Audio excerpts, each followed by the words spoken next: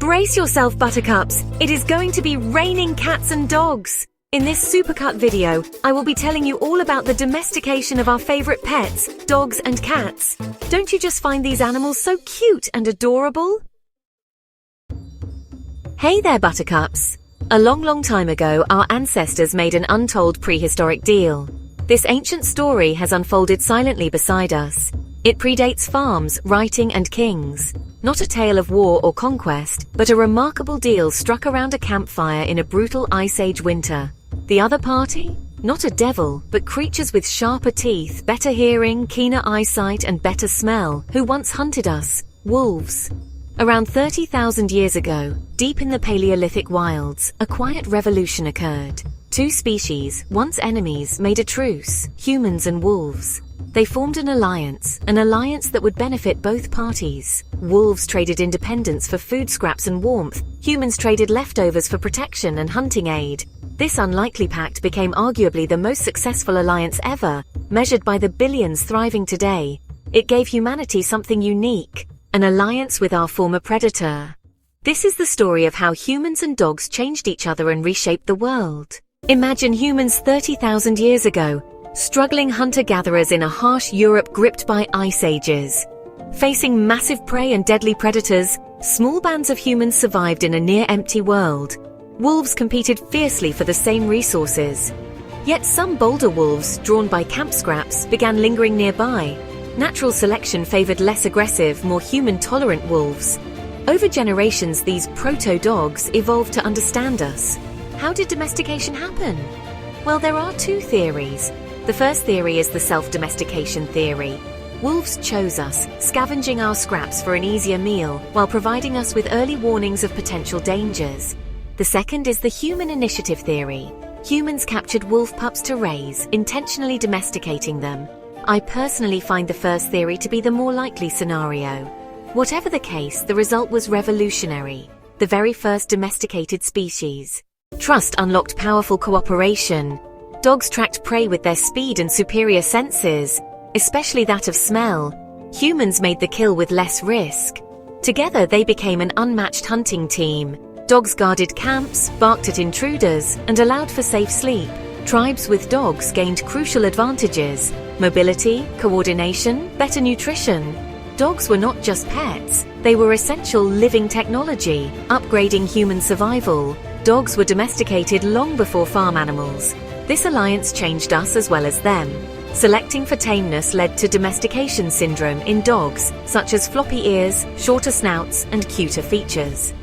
The neural crest cell hypothesis, by Wilkins, Wrangham, and Fitch, explains these linked physical and behavioral changes. Humans may have undergone a similar self-domestication, evolving less aggressive, more cooperative traits, which are foundational for civilization. Proof of this deep bond are everywhere, such as in graves. 14,000-year-old burials show dogs cradled by humans. In art, cave paintings depict dogs hunting alongside humans. And in our global spread, dogs crossed into the Americas with humans before the wheel, agriculture, and writing. Dogs adapted to different roles worldwide as we expanded. The wild wolves that became dogs are now extinct. Their descendants traded wild freedom for dependence on humans, shaped over millennia into diverse breeds. Humans shaped them through 30,000 years of breeding, creating everything from mastiffs to chihuahuas. Not all cultures embraced dogs equally. Adoption lagged in some regions due to disease risks, effective existing hunting methods, or cultural views. Could dogs survive without us? Chernobyl's feral dogs show they form scavenger groups reliant on human ruins, not true wild packs. Domestication altered them irreversibly. Dogs are no longer wolves but are a new species bound to humanity. This story continues and still unfolds. Humans have greatly benefited. Dog owners often have lower stress, healthier hearts, and longer lives. Dogs and humans can form deep connections. Therapy dogs help heal those suffering from PTSD, as well as those suffering from plain loneliness. However, industrial breeding caused health issues in some dogs. Every dog resting at a human's feet descends from those Ice Age wolves who chose cooperation. They stepped from the wild to walk beside us, and in doing so, helped humanity thrive. Our story is not just written in stone, it is written in loyalty and the gaze of the animal that changed everything. Dogs did not just join our world, they help build it, and our evolution together continues. Right, have you ever looked at your cat curled up on the sofa, purring away like a little engine and just wondered, where on earth did you come from? I mean, really think about it. 1 minute, they are these fierce independent hunters, and the next, they are demanding belly rubs and getting tangled in our knitting wool. It is a bit bonkers, isn't it? For ages, the story of how cats went from wild predators to our fluffy flatmates was a bit of a mystery. We knew all about dogs and how we tamed them, but cats? They just seem to appear as if by magic, ready to be worshipped and fed. It is one of the best stories ever, a proper tale of friendship that started thousands of years ago. Honestly, it is a story that is just as charming and slightly chaotic as cats themselves. It is not a simple case of humans deciding they wanted a pet and just picking one up. Oh no, that is far too straightforward for a cat. The journey from a wild creature to the moggy demanding dreamies from your kitchen cupboard is a fabulous tale of mutual convenience, a bit of clever opportunism, and a whole lot of purring. Okay, so first things first, let's talk about family. Every cat, from the sleek Siamese to the scruffy tabby next door, can trace its roots back to one specific ancestor. It is not a lion, it is not a tiger, but a rather fabulous creature called the African wildcat. If you saw one, you would probably think it looks an awful lot like a regular tabby cat, just a bit leggier, and with that unmistakable wild glint in its eye. Its scientific name is Felis silvestris lybica, which sounds very grand, but just picture a very capable sandy-colored cat who is an absolute master of survival in the deserts and grasslands of Africa and the Middle East. They are brilliant hunters, super independent, and not exactly the type you'd scoop up for a cuddle. These wildcats were, and still are, solitary creatures. They spent their days hunting small rodents, birds, and lizards, and generally keeping to themselves. So, where and when did this amazing first meeting happen? Well, all the evidence points to a place called the Fertile Crescent, which is a big arc of land in the Middle East, covering parts of modern-day Iraq, Syria, and Egypt. This is where humans first properly got the hang of farming, about 10,000 years ago. It's here that we find the earliest clues of cats and humans starting to share the same space. Archaeologists have found cat bones buried near human settlements from this time, which is a massive giveaway. Or perhaps humans encountered cats even earlier, perhaps 20,000 years ago in the Sahara when it was green. However, further archaeological digs and studies need to be done to confirm this. But the most incredible discovery was made on the island of Cyprus. In a 9,500-year-old human grave, scientists found the complete skeleton of a cat buried right next to a person. Now this is just mind-blowing. The cat was not just any old cat, it was a young one about 8 months old, and it had been carefully placed in the grave. This tells us it was not just some random stray that had wandered in, it was clearly a companion, a creature that held some special meaning for this person. It is the earliest solid evidence we have for a close relationship between a human and a cat, and it's just so touching. It proves our bond goes back much, much further than we ever thought. Now, let's really get into why these cats were so brilliant for early humans. Before cats came along, trying to store grain was an absolute nightmare. You would work for months planting and harvesting your crops, and then you would put it all in a granary, only for an army of mice and rats to move in and have a feast. It was not just annoying, it was a disaster. Rodents could wipe out a village's entire food supply, leading to starvation.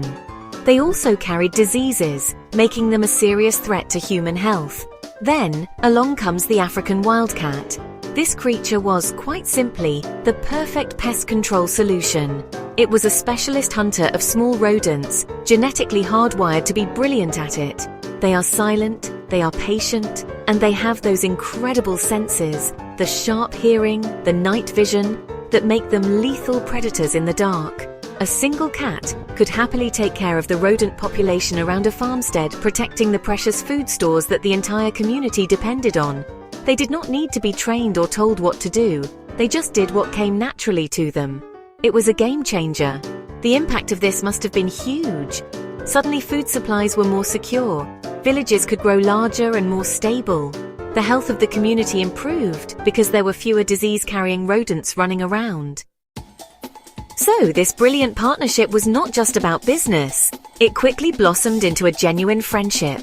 While the cats were busy keeping the granaries rodent-free, people started to notice all the other wonderful things about them. They are incredibly clean animals, constantly grooming themselves, which would have been a big plus for living in close quarters. It was in ancient Egypt that this relationship reached its peak. The Egyptians did not just like cats, they revered them. They saw cats as magical creatures, embodiments of grace and protectors against evil. The goddess Bastet, who was one of their most beloved deities, was often depicted with the head of a cat. People would mummify their pet cats when they died, burying them with tiny mice mummies so they'd have something to hunt in the afterlife. It is just incredible how much they adored them, and from Egypt, their fame spread. As trade routes opened up across the Mediterranean and beyond, cats became highly prized cargo. Sailors loved having them on board ships to control the rat population, which protected their food supplies and the ropes of the ship from being chewed through. This is how cats traveled the world. They hitched a ride on Roman galleys, Viking longships and explorer vessels, landing on new continents and immediately setting to work, charming a whole new set of humans. They offered a quiet, calming presence in a chaotic world. The simple act of stroking a purring cat is incredibly soothing, and people thousands of years ago must have felt that just as we do today. This emotional connection is what truly turned them from useful animals into beloved pets. The practical arrangement that started in a dusty grain store had transformed into a deep, affectionate bond that now spans the entire globe. Here is the really fascinating bit that makes cats so different from dogs. While dogs have been actively bred by humans for thousands of years to perform specific tasks, herding, hunting, guarding, cats have had a very different journey. For most of their history with us, they have not been selectively bred for anything other than perhaps being a bit friendlier and maybe having a nice coat. This means that, genetically, the little cat purring on your lap is still remarkably similar to its wild ancestor, the African wildcat. They are, in many ways, still wild animals at heart, which I think is just brilliant. This explains so much about their behavior. It is why they still have such strong hunting instincts, even when they have a full bowl of food. That little chatter they do at the window when they see a bird, that is pure, undiluted predator instinct. Unlike a dog, a cat does not necessarily see you as its pack leader or master.